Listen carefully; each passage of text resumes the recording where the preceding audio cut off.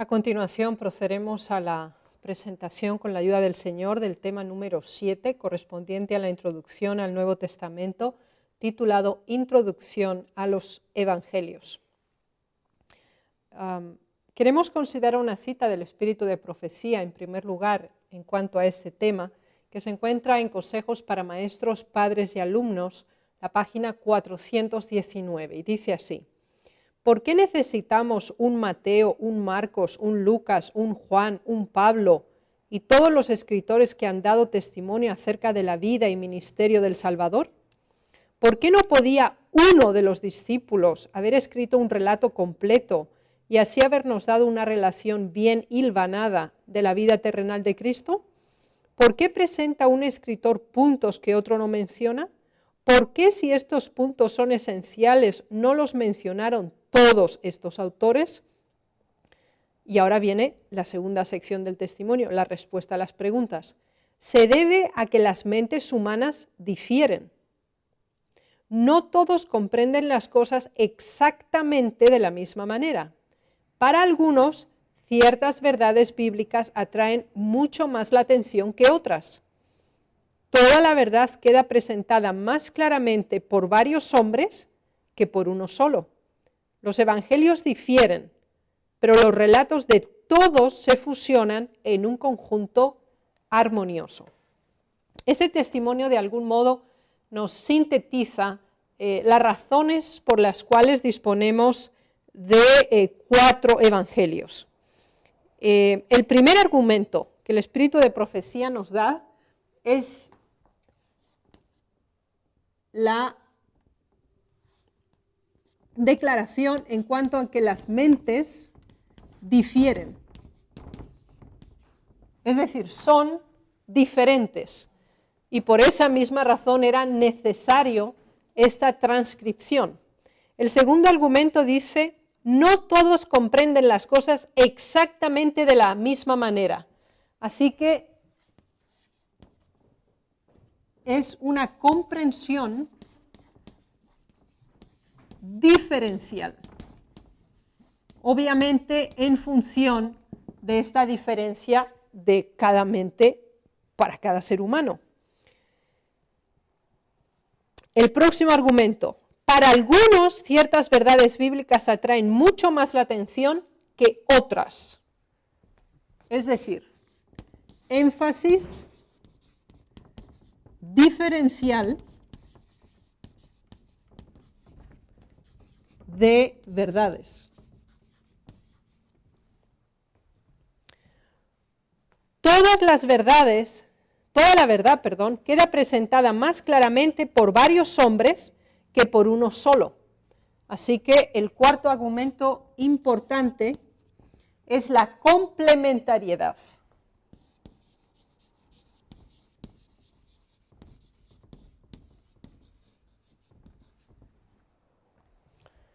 Los evangelios difieren, o sea, se constata, son diferentes los 4, pero los relatos de todos se fusionan en un conjunto armonioso. Entonces, son 4 diferentes, con 4 perspectivas diferentes del mismo tema, sin embargo, conforman un conjunto armonioso. Es de hecho el cumplimiento del principio de la unidad en la diversidad. En Mensajes Selectos, tomo 1, encontramos más razones de esta diversidad. Acerca de nuestra Biblia podríamos preguntar: ¿por qué se necesita de Mateo, Marcos, Lucas y Juan en los evangelios? ¿Por qué necesitan tratar las mismas cosas los Hechos de los Apóstoles y los diversos autores de las epístolas? ¿Por qué? Respuesta: el Señor dio su palabra justamente en la forma que quería que viniera. Así que es el propósito de Dios. Una quinta razón: es el propósito de Dios esa cuádruple inspiración del texto. Así que es el propósito de Dios. no es fruto del azar o de la incentiva humana, sino que es el propósito de Dios. La dio mediante diferentes autores, cada uno con su propia individualidad, aunque trataron el mismo relato. Así que el principio de la individualidad es otra de las razones.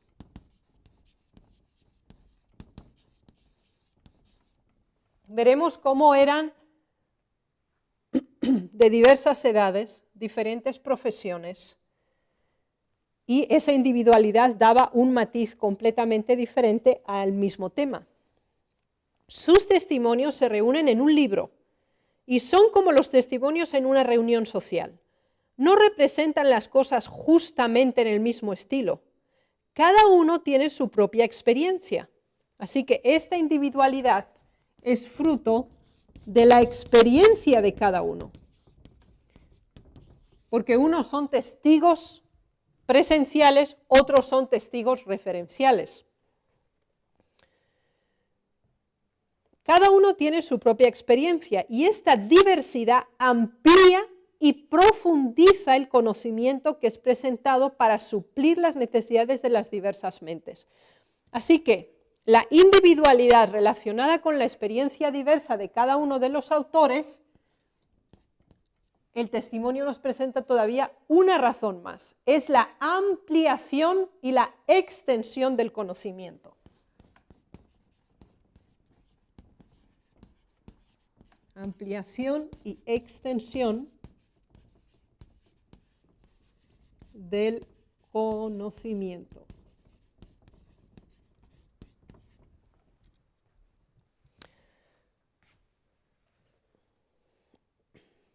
Los pensamientos expresados no tienen una uniformidad establecida, como si hubieran sido vertidos en un molde de hierro, haciendo monótono el oírlos. En una uniformidad tal habría una pérdida de gracia y de belleza peculiar. Así que ahora hemos añadido 3 razones más. Y ya tenemos 7 razones donde se nos dice que esa diversidad, ese conjunto armonioso, trae gracia y belleza, así como profundidad al propio mensaje.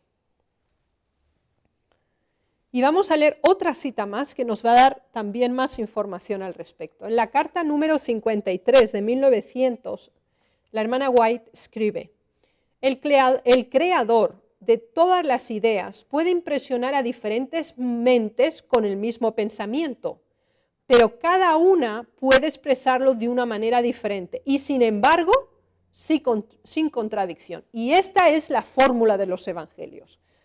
La fórmula de los evangelios es así: tenemos al Creador,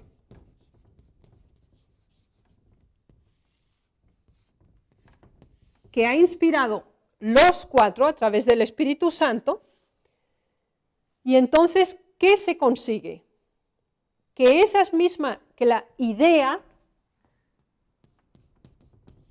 el tema es el mismo, ahora se bifurque en 4 mentes diferentes, dando como resultado la que la próxima sección del testimonio nos dice.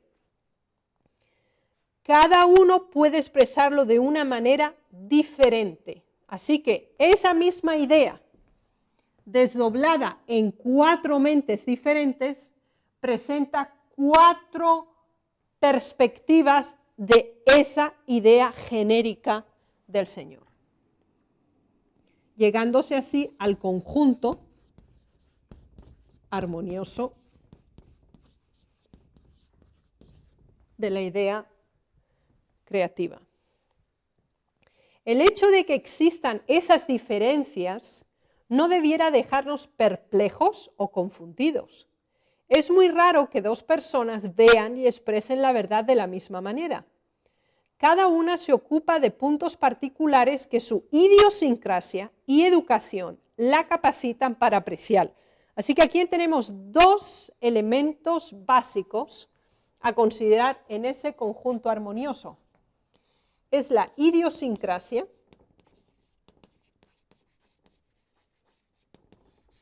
como primer elemento y el segundo la educación. Así que tenemos bajo idiosincrasia su estructura cultural, social, las influencias del medio y su educación, su nivel educacional. La luz solar que cae sobre diferentes objetos les da matices diferentes. Mediante la inspiración de su espíritu, el Señor dio la verdad a sus apóstoles, para que la expresaran de acuerdo con su mentalidad mediante el Espíritu Santo. Es la fórmula que habíamos expresado ya. Pero la mente no está sujeta como si hubiera sido forzada dentro de un cierto molde. Así que el escritor usa su vocabulario, su estructura lingüística y su contexto social y cultural en la expresión de esas verdades reveladas. Esto nos lleva a la conclusión de que los 4 evangelios deben combinarse, las 4 narraciones, en forma tanto de relato como de orden cronológico, con el fin de tener el cuadro completo. Y los 4 evangelios lo facilitan. El orden en que se presentan los acontecimientos y que hace combinar exactamente dicho relato se llama armonía de los evangelios. Se considera en la armonía de los evangelios a los 3 primeros, especialmente Mateo, Marcos y Lucas, porque tienen muchos elementos similares, siendo el de Juan no solamente porque se escribió en la distancia del tiempo mucho mayor, sino porque, aunque la temática es la misma, la estructura y presentación del mismo no sigue la misma idea. Existe la concordancia directa entre los 4 relatos evangélicos, y aunque los 4 tienen mucho en común, son 3 los problemas a nivel cronológico que se enfrentan y que demandan una solución cuando uno los estudia sistemáticamente.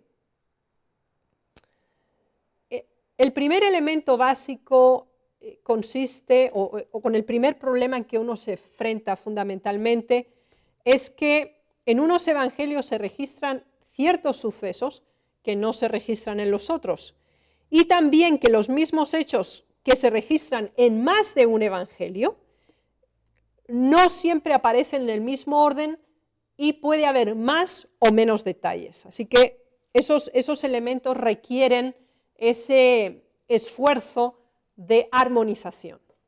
Así pues, las 3 diferencias básicas en el conjunto de los evangelios sinópticos, que son Mateo, Marcos y Lucas, el primero de ellos es la duración del ministerio de Jesús, porque cada uno parte de un momento diferente.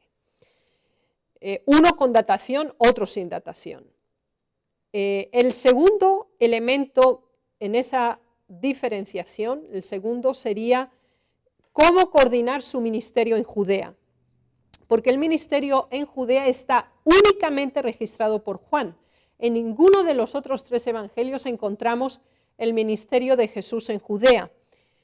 Y hay que coordinarlo con el ministerio en Galilea, que sí mencionan los evangelios sinópticos, como son Mateo, Marcos y Lucas. Así que hay que coordinar el ministerio en Judea, solo narrado por Juan, y coordinarlo entonces con el ministerio en Galilea, que es narrado únicamente por los sinópticos. Si el primero era establecer la duración del ministerio de Jesús, el segundo era en relación a los ministerios entre Judea y Galilea, el tercer elemento de esa diferencia básica, cómo se correlacionan los sucesos del ministerio en Perea, que solo los relata Lucas. Mientras que el ministerio de Judea lo relata únicamente Juan, el ministerio de Perea lo transcribe únicamente Lucas. Y además otros acontecimientos de ese mismo periodo dentro del contexto del ministerio de Perea que están registrados en otros escritores de los evangelios, pero en una forma discontinuada, no en armonía dentro del contexto del ministerio de Perea. Así que esa triple diferenciación son los tres elementos básicos para la armonización. Vayamos ahora a considerar cada uno de los autores de los evangelios. Mateo es el autor del primer evangelio. Si recuerdan la cronología, cuando la estudiamos, no fue el primer evangelio que se escribió, pero sí es el primero en la línea canónica. Y Mateo fue un testigo ocular de los sucesos que ocurrieron fundamentalmente en la segunda mitad del ministerio de Jesús.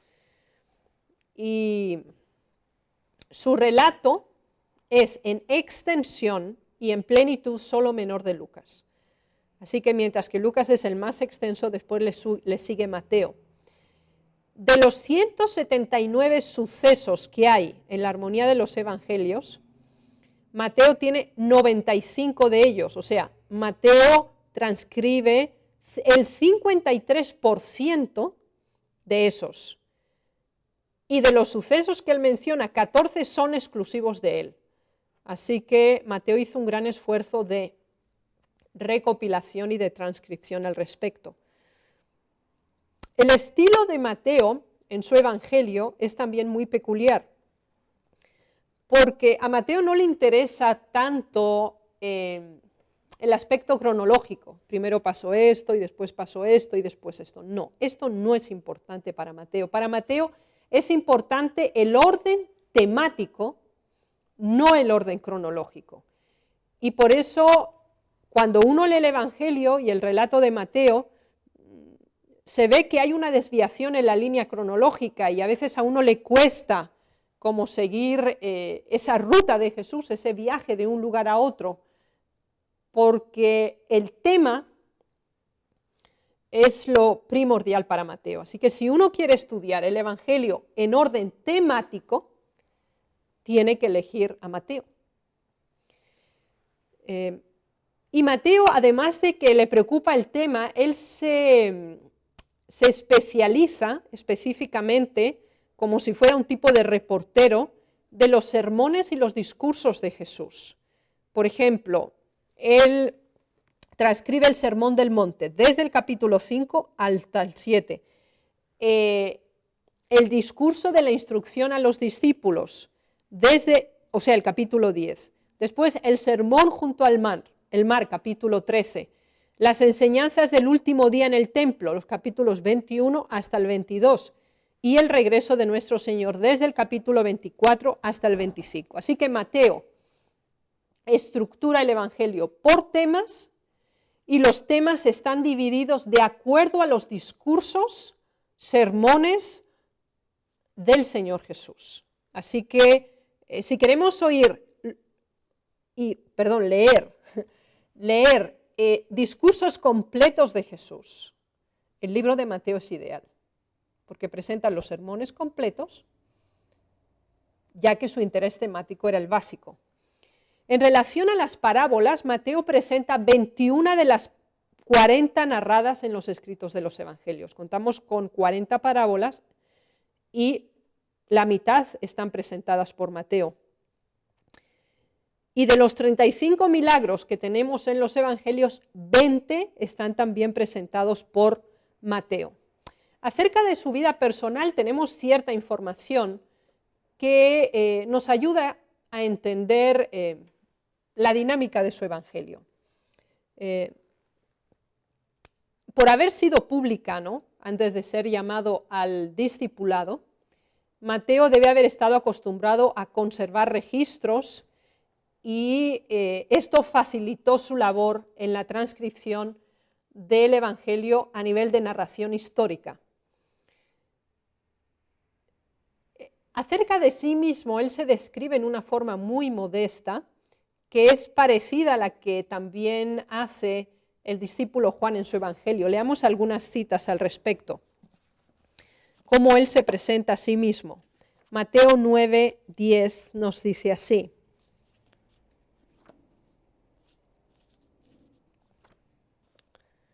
Y aconteció que estando él sentado a la mesa en la casa, he aquí que muchos publicanos y pecadores que habían venido se sentaron juntamente a la mesa con Jesús y sus discípulos. El versículo 9 nos decía, pasando Jesús de allí, vio a un hombre llamado Mateo, que estaba sentado al banco de los tributos públicos y le dijo, sígueme. Y se levantó y le siguió. Así que él en ningún momento se eleva sobre los demás, sino que simplemente se llama un hombre llamado Mateo, que estaba sentado al banco de los tributos públicos y se cuenta con los otros muchos publicanos y pecadores. Podemos leer todavía en Lucas 5:29 a otro escritor que habla acerca de él y dice acerca del llamamiento de Leví, porque su nombre completo es Leví Mateo. Después de esas cosas salió y vio a un publicano llamado Leví, sentado al banco de los tributos públicos, y le dijo, sígueme. Y dejándolo todo, se levantó y le siguió. Y Leví le hizo gran banquete en su casa, y había mucha compañía de publicanos y de otros que estaban a la mesa con ellos, etcétera, etcétera. Así que aquí se nos dice claramente que fue Mateo el que le hizo esta fiesta especial a Jesús. Mateo presenta a Jesús en su Evangelio como hijo de Abraham, como judío. Mateo quería que el pueblo judío entendiera el origen de Jesús y que él había venido no como un ser humano más, no como un judío más, sino que él había venido en cumplimiento de las promesas hechas a los padres. Y esa es la razón por la cual Mateo inicia de una forma tan especial su evangelio. Él lo dirige a los judíos y el propósito es que reconozcan a Jesús como el Mesías que había de venir. Ya que cuando iniciamos el Evangelio en Mateo 1, lo primero que encontramos es el libro de la genealogía de Jesucristo, hijo de David. Y después procede al nacimiento de Jesucristo. Y es muy interesante cómo constantemente Mateo va colocando las profecías mesiánicas del Antiguo Testamento con los eventos que él presenta de Jesús para que se cumpla. Y vamos a dar varios ejemplos. Vamos al capítulo 1.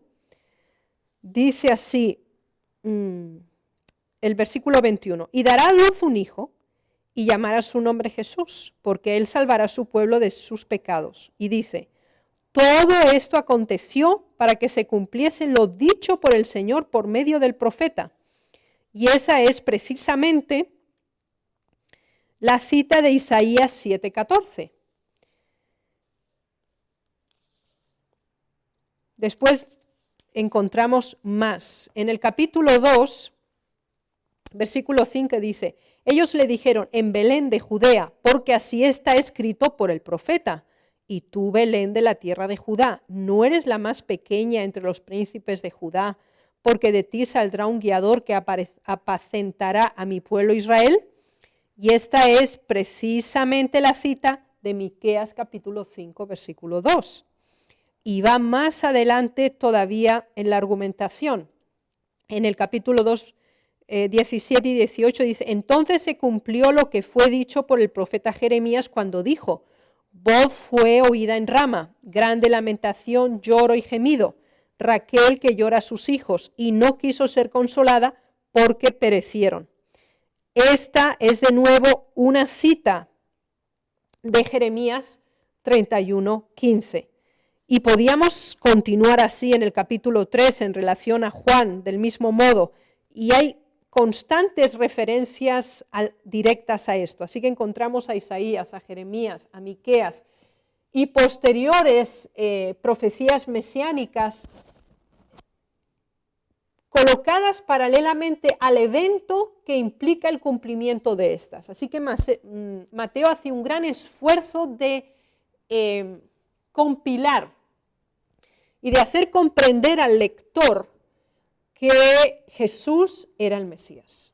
Él cumplió en su vida todas las profecías mesiánicas que por siglos y siglos el pueblo había repetido y había esperado.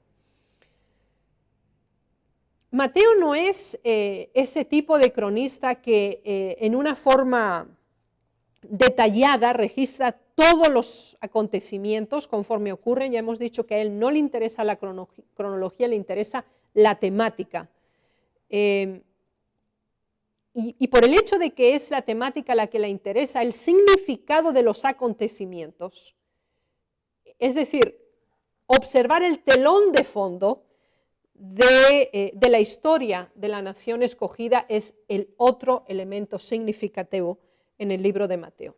Consideremos por un momento la estructura de este evangelio. El evangelio tiene 7 secciones fundamentales. Nacimiento, infancia y niñez, desde el capítulo 1 hasta el capítulo 2, es la primera sección. Sin mencionar el prefacio, el prólogo de la genealogía. La segunda sección es la preparación para el ministerio, que eso va desde septiembre a noviembre del año 27, desde los capítulos 3 al 4. La tercera sección es el ministerio en Galilea, que es de Pascua a Pascua, lo cual es altamente significativo en relación al calendario, que cubre los años 29 al 30. La cuarta sección es la terminación del ministerio público, de primavera a otoño, de marzo a noviembre del año 30, desde el capítulo 15 hasta el capítulo 18.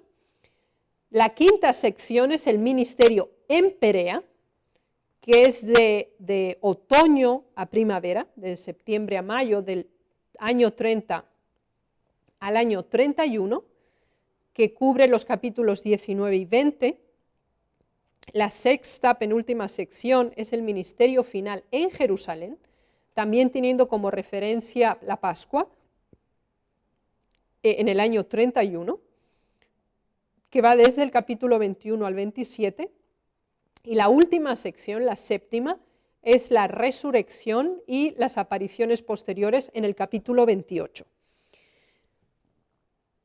Al considerar superficialmente esta estructura, nos damos cuenta que el objetivo del autor es comprender la dinámica en la presentación de los mensajes.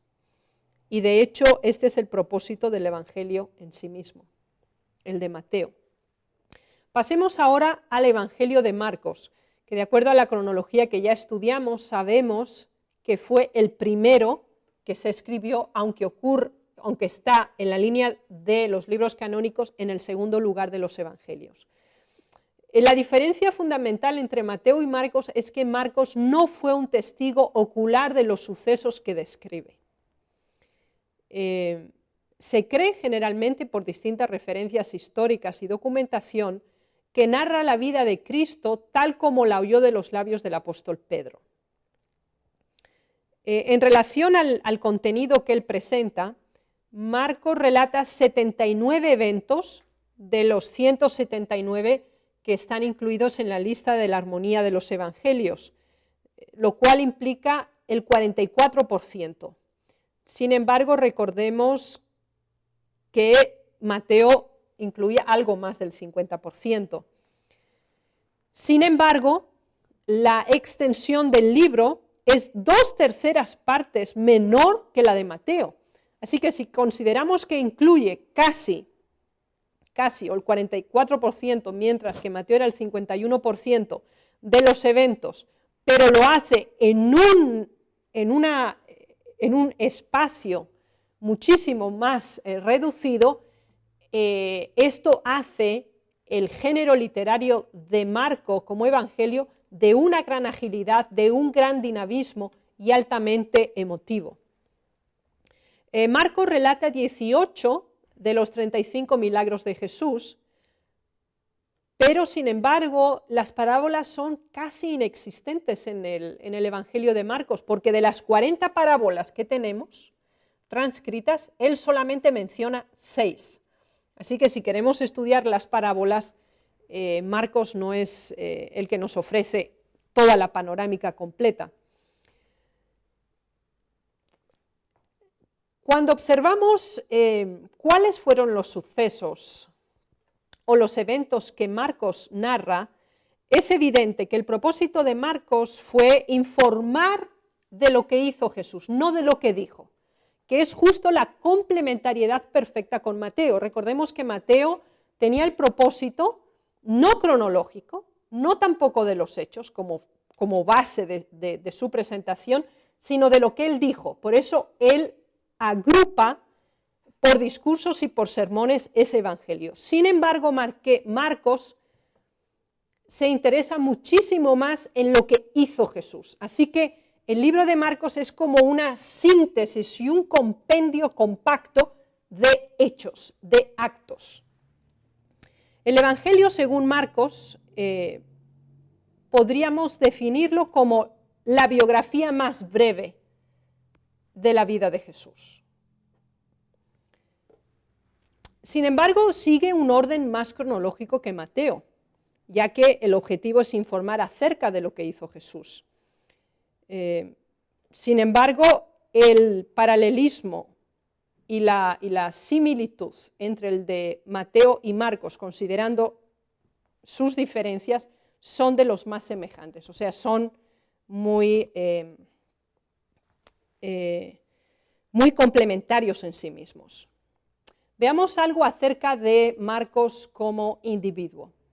Su primer nombre era Juan, él se llamaba Juan Marcos, de acuerdo a la referencia que tenemos de Hechos 13:5. Hechos 13:5 nos dice así: y llegados a Salamina, anunciaban la palabra de Jesús en las sinagogas de los judíos. Tenían también a Juan de ayudante. Y en el 13 se nos dice: habiendo zarpado de Pafos, Pablo y sus compañeros arribaron a Perge de Panfilia, pero Juan, apartándose de ellos, volvió a Jerusalén. Sabemos que era sobrino de Bernabé, de acuerdo a Colosenses 4:10. Colosenses 4:10 nos dice así: Aristarco, mi compañero de prisiones, os saluda, y Marcos, el sobrino de Bernabé, acerca del cual habéis recibido mandamientos. Si fuera vosotros, recibidle. Él había vivido antes en Chipre, de acuerdo a Hechos 4:36, y en el hogar de Marcos en Jerusalén parece que estaba en el aposento alto, de acuerdo a Hechos de los Apóstoles, página 135, en donde, por un tiempo al menos, vivieron algunos de los apóstoles después de la resurrección y la ascensión de Jesús, y en donde también se reunían los miembros de la primera iglesia en Jerusalén. Así que Juan Marcos estaba íntimamente relacionado con la historia de la iglesia cristiana en sus orígenes, y también asistió a Pablo. Aunque acompañó a Pablo y a Bernabé en el primer viaje misionero, Marcos parece que no estaba maduro para enfrentar las adversidades y los problemas. Por eso que él no terminó el primer viaje misionero con Pablo y Bernabé, y esto causó un rechazo por parte de Pablo en relación a Marcos, que después llevó a la separación de estos grandes compañeros de viaje, Pablo y Bernabé, ya que Pablo consideraba que, bueno, Marcos ya no servía, él había fracasado, no fue capaz de enfrentar el problema, ya no servía. Bernabé consideraba que él era joven, que era inexperto e inmaduro y por lo tanto debía dársele otra oportunidad. Y en ese momento es cuando ellos se separan, Pablo y Bernabé, y entonces acompañó a Bernabé a la isla de Chipre en otro viaje, de acuerdo a Hechos 15. Sin embargo, parece que Pablo reconsideró a Marcos y después de esta segunda oportunidad que Bernabé le dio, Marcos se confirmó en la fe, se afirmó y llegó a ser un misionero maduro y sin temor ante la adversidad.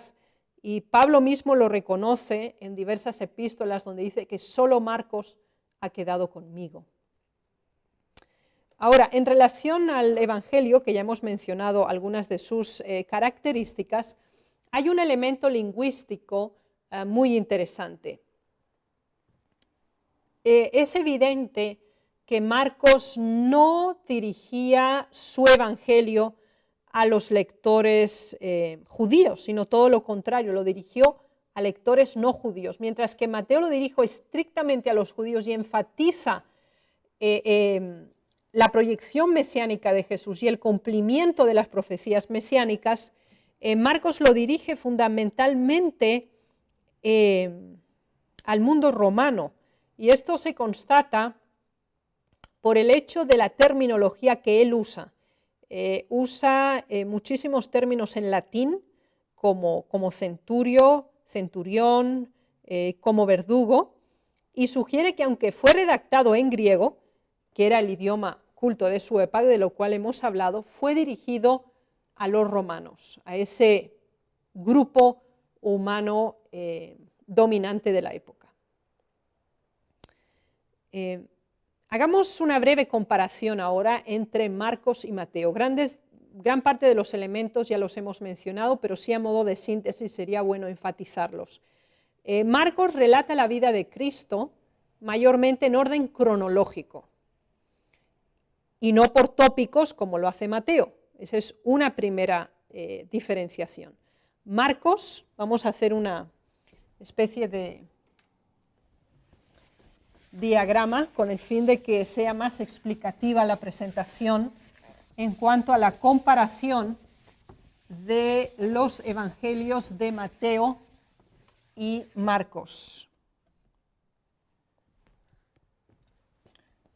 Mateo y Marcos, que son diferencias complementarias. Si recuerdan, Mateo tiene un orden temático, Marcos tiene un orden cronológico. Dicho de otro modo, a Mateo le interesaba más lo que Jesús había dicho. A Marcos enfatizaba más lo que Jesús había hecho.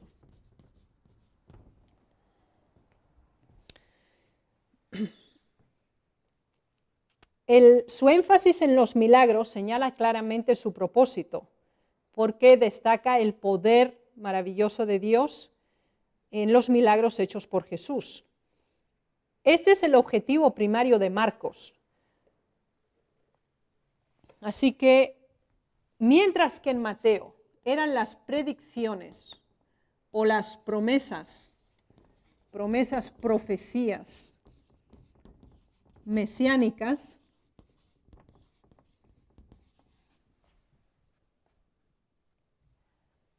en el caso de Marcos, elementos significativos son los milagros, porque son acciones espectaculares de Jesús. Mateo prueba que Jesús es el Mesías basándose en lo que los profetas dan. Marcos prueba que Jesús es el Mesías por su poder divino.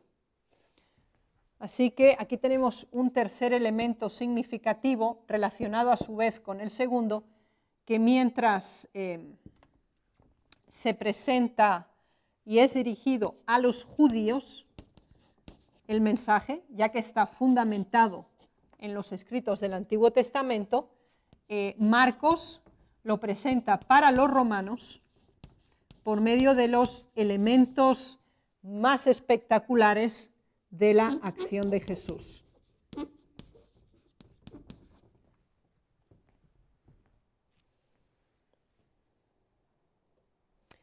La estructura del libro de Marcos tiene 6 secciones fundamentales.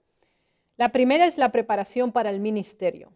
Es interesante en la forma que en una primera lectura parecería hasta muy abrupta, muy impulsiva en la forma en que Marcos se presenta el Evangelio, ya que es directamente la preparación al ministerio en el otoño del 27, en el capítulo 1, primera parte. La segunda sección se inicia directamente con el ministerio en Galilea y lo hace también de Pascua a Pascua, del 29 al 30. Y incluye desde el capítulo 1, versículo 14, hasta el capítulo 7, 23. La tercera sección es el momento en que Jesús se retira del ministerio público desde la primavera al otoño del año 30 y cubre los capítulos 7 y 9, mientras que la cuarta sección es el ministerio de Perea, desde otoño del 30 a primavera del 31 en el capítulo 10. La quinta sección es la conclusión del ministerio de Jerusalén y en concreto en relación a la celebración de la Pascua del año 31, que cubre desde el capítulo 11 hasta el capítulo 15, y la sexta sección, que es la resurrección y las apariciones de Jesús en el capítulo 16. Cuando consideramos esta estructura, nos damos cuenta de la celeridad, del gran dinamismo que presenta el libro de Marcos, porque aunque solo tiene 16 capítulos, incluye casi el 50% de los eventos realizados por Jesús en menos de la mitad del espacio de Mateo 28, pero con una gran sensación de vitalidad para aquellos que no conocían a Jesús, pero que quedan impresionados por el cúmulo de acciones, los eventos espectaculares y la intervención de Jesús en favor de los seres humanos. Y ese era el propósito y la imagen que Marcos quería dar acerca de Jesús. Aquí haremos una pausa para regresar a la 1:15 con los otros 2 evangelistas.